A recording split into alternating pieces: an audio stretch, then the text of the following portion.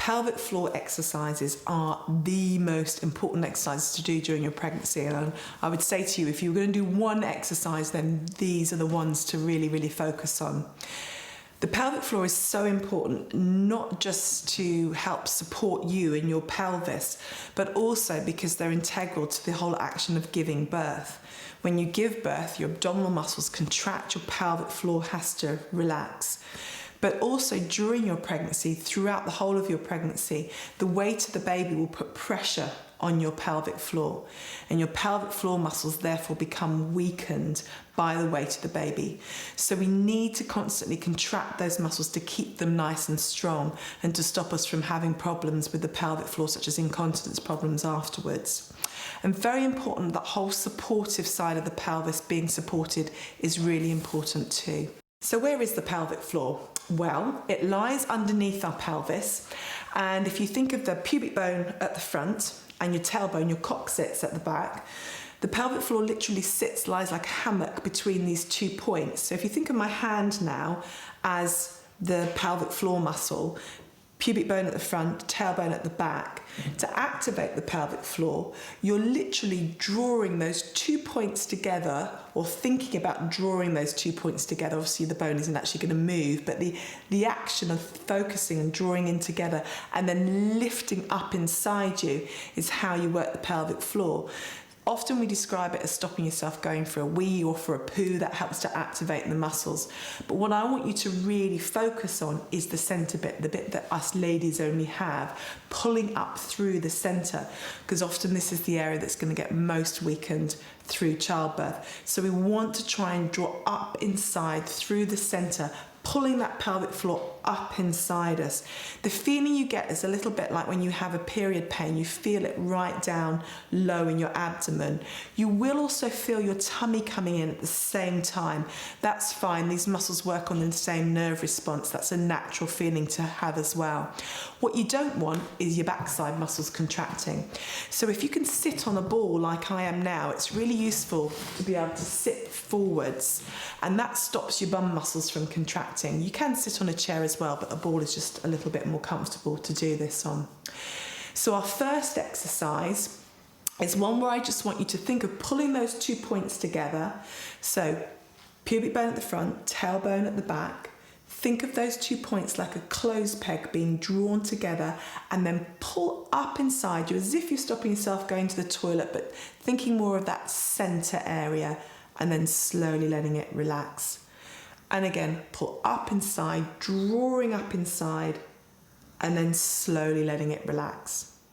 And again, drawing together, pulling up inside, and slowly letting it relax. Now I want you to continue doing that for me. You need to be able to do at least 10 of these movements every single day. In fact, you could do them 3 times, 4 times a day, 10 at a time. It really is important to keep working that pelvic floor, and the saying, if you don't use it, you lose it, is very true. So I hope you're still doing them right now. One more for me. Fantastic. And that's great. Now the next exercise I want you to have a go at is one that we call the pelvic floor lift. So I want you to think about your pelvic floor as a lift going up 5 floors. So if you just relax your pelvic floor, then that's going to be ground floor, 0. You then want to pull up to 1st, 2nd, 3rd, 4th, 5th. That's as high as you can go. You'll feel your tummy pulling in a lot as well, and then slowly let it release and come down.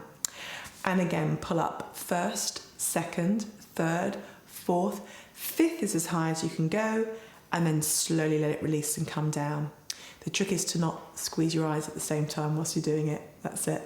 Lift up, and then slowly let it come down. Now come up again for me. Come up 1st, 2nd, and hold at 2nd floor. Holding at 2nd floor is really important because you can probably sustain that as a contraction for a much longer time period. So you may have lost that feeling, so just flick it back up again to 2nd floor. Try and remind yourself of that feeling. Now the reason this 2nd floor is so important in Pilates, you'll hear it called as 20% hollowing. or drawing up, 20% drawing up through the pelvic floor. It's really important because it's sustainable. So when you're walking around, when you're doing daily chores, when you want to lift and carry something, if you can just pull up to second floor, you know you are supporting your pelvis, supporting your baby, and going to stop yourself from getting any back problems and any back pain by just being conscious and pulling up of those core muscles, that pelvic floor muscle.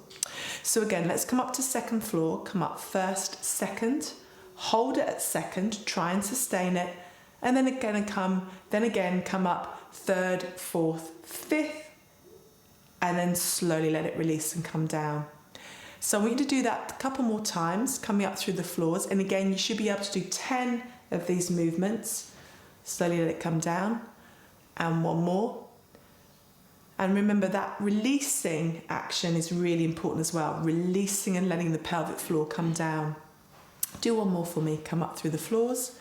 When you release the pelvic floor, it's important to be able to let it completely relax, because this is the action that will happen to you in childbirth. The abdominal muscles contract and the pelvic floor lets go. So it's important to be conscious of that feeling as well.